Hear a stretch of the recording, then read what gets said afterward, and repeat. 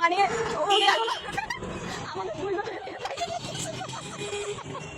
আপনিও কম না কেন ভাইয়া এত কষ্ট দিতেছি ওনারা। হ্যাঁ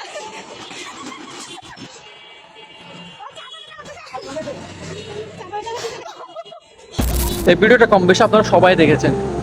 ভিডিওটা দেখার পরে এত বেশি খারাপ লাগছিল একজন পুরুষ হিসেবে, যা বলার বাহিরে। যে দুজন মহিলা, আল্লাহ তাআলা তাদেরকে কিভাবে বানাইছে আমি জানি না, এবং তাদের মস্তিষ্কের মধ্যে কি চলছিল জানি না।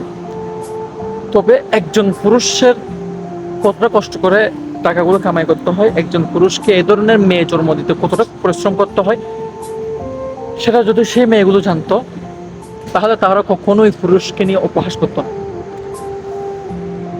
আপনারা দেখতেছেন ভিডিওতে রিক্সা মামা তার বেল্টের বদলে একটা সুতা দিয়ে প্যান্টটা সুন্দর করে রাখছে, মানে বেঁধে রাখছে আর কি।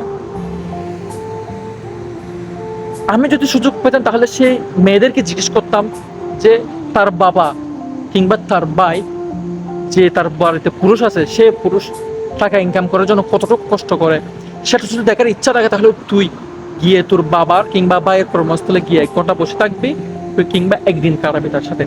তারপর বুঝতে পারবি টাকা কিভাবে কামাইতে হয় এবং কত কষ্ট সহ্য করে কামাইতে হয়।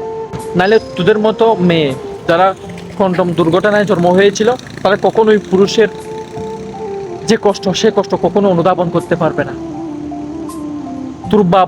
তোর বাবার কাছে জিজ্ঞেস করবি যে এই ভেতরে যে আন্ডারওয়্যার পরে সেটা ফুটা আছে কিনা, তোর বাবাকে জিজ্ঞেস করবি, তখন বুঝতে পারবি টাকা কামানো কতটা কষ্টের।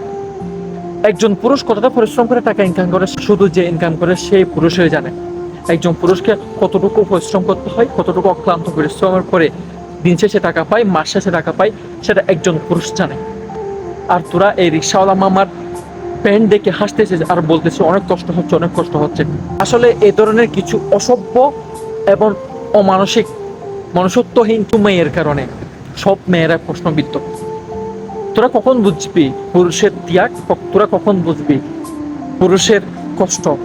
পুরুষ আসলে এমনি উপরে হাসে, তবে তারা ভেতরে কতটুকু কষ্ট করে, কতটুকু পরিশ্রম করে, এ ধরনের রিক্সাওয়ালা মামাদেরকে দেখলে বোঝা যায়। তিনি চাইলে একটা বেল্ট কিনতে পারতেন না, তবে তার পরিবারের দিকে তাকিয়ে তিনি বেল্ট না কিনে সুতা দিয়ে কাজ চালাচ্ছেন কেন?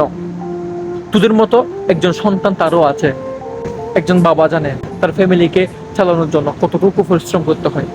তোরা মেয়েরা কখনো এটা বুঝবি না, আর বোঝার চেষ্টাও করিস না তোরা। হতবাক, আসলে অনেক কষ্টদায়ক এ ধরনের ভিডিও।